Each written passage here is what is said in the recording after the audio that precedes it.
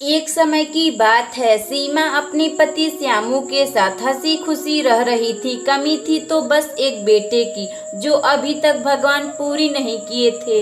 सीमा का पति श्यामू एक किसान था। वह अपने खेत में खेती बाड़ी का काम करता, इसी से उनका घर चलता। एक दिन की बात है, श्यामू अपने खेत में काम करने जा ही रहा होता है तो तभी अपनी पत्नी सीमा से बोलता है। सीमा, मैं खेतों में जा रहा हूँ, तुम्हें टाइम मिले तो मेरा खाना खेत में लेकर चली आना। ठीक है जी, मैं आपका खाना आपके खेत में पहुंचा दूंगी। श्यामू इतना कहकर अपने खेत की ओर जाने लगता और वह अपना खेत में काम करने लगा। उसे इसी तरह काम करते करते दोपहर के 12 बज गए, मगर अभी तक सीमा अपने पति श्यामू के लिए खाना नहीं पहुंचाई थी। श्यामू बिल्कुल परेशान हो चुका था। वह मन ही मन सोच रहा था, दोपहर के 12 बज गए, अभी तक सीमा मेरा खाना नहीं लाई है। चलो मैं घर देखता हूँ और घर पर ही खा लूंगा। श्यामू फिर अपने खेतों से घर आने लगता। जब वह घर आता तो देखता कि सीमा बेहोश पड़ी है।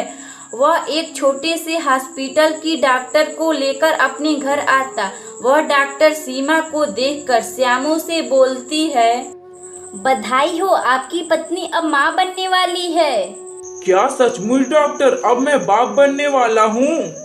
हाँ भाई साहब, सचमुच आप बाप बनने वाले हैं और आपकी पत्नी माँ बनने वाली हैं। आप इनका बहुत अच्छे से ख्याल रखिएगा और इन्हें किसी चीज की कमी नहीं होने दीजिए। आपके कितने पैसे हुए डॉक्टर जी?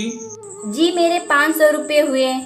श्यामू फिर उस डॉक्टर को 500 रुपये का नोट देता है और वह डॉक्टर अपने पैसे लेकर वापस चली जाती है। श्यामू काफी खुश था क्योंकि अब कई सालों बाद वह भी बाप बनने वाला था। उसका खुशी का कोई ठिकाना ना था।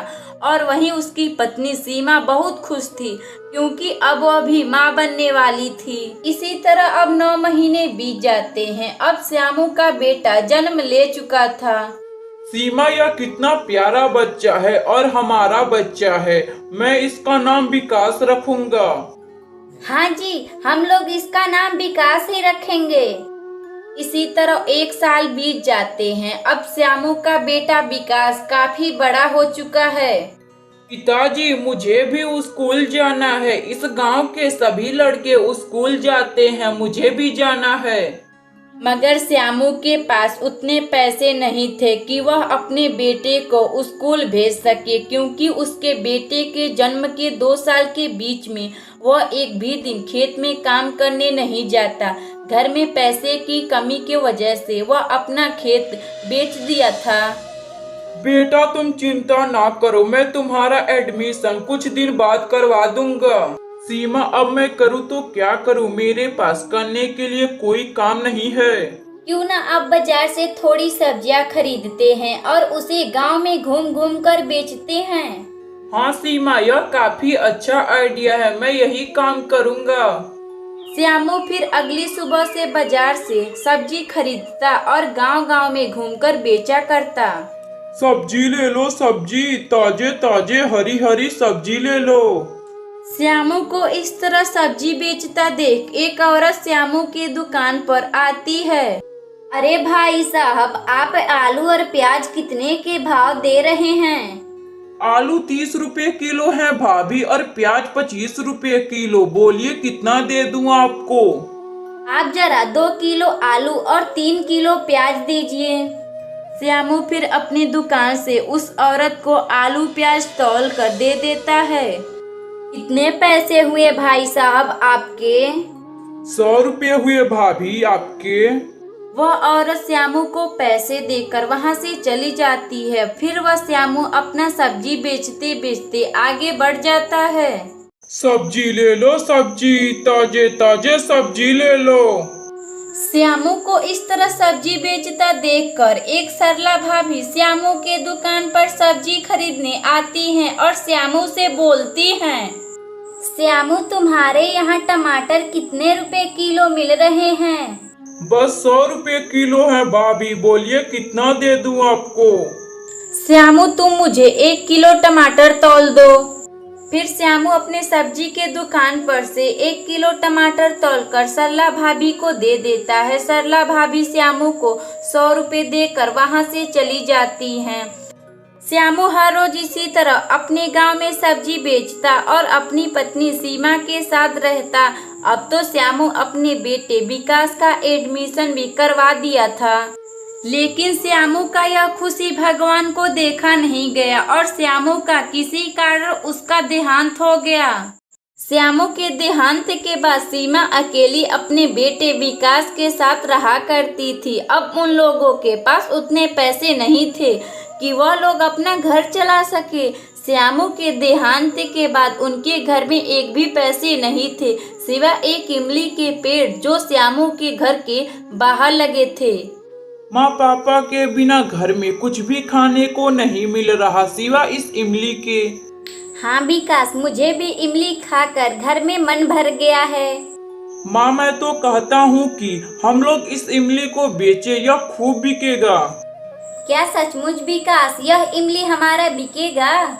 हाँ माँ, मुझे पूरा भरोसा है क्योंकि मैं अपना इमली एक बार अपने दोस्त मन्नू को दिया था खाने के लिए। उसने पूछा, विकास तुमने यह इमली कहाँ से खरीदी है, यह काफी स्वादिष्ट है। तो ठीक है विकास, अब मैं इन इमलियों को तोड़ूंगी और बाजार में बेचना शुरू करूंगी। सीमा फिर अगली सुबह से गांव में इमली बेचना शुरू कर देती। इमली ले लो इमली, पका हुआ इमली ले लो। सीमा को इस तरह इमली बेचता देख कुछ लोग सीमा के ठेले पर इमली खरीदने आते हैं। आप इमली कितने के दे रही हैं बहन जी? बस 10 रुपए का 100 ग्राम। बोलिए कितना दे दूं आपको? बस 10 रुपए का 100 ग्राम?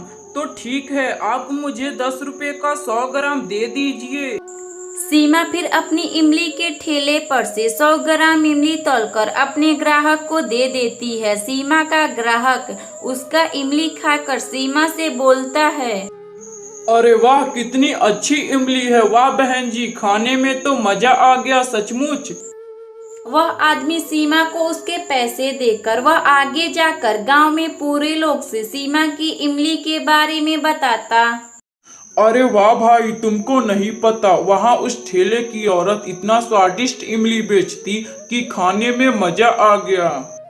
सीमा के दुकान पर अब काफी लोग आने लगे क्योंकि सीमा का इमली पूरे गांव में फेमस हो चुका था। अरे वो इमली वाली, जरा मुझे 100 ग्राम इमली देना। सीमा फिर अपनी दुकान से उस औरत को इमली तौल कर देती है। वह औरत सीमा को उसके पैसे देकर वहां से चली जाती है।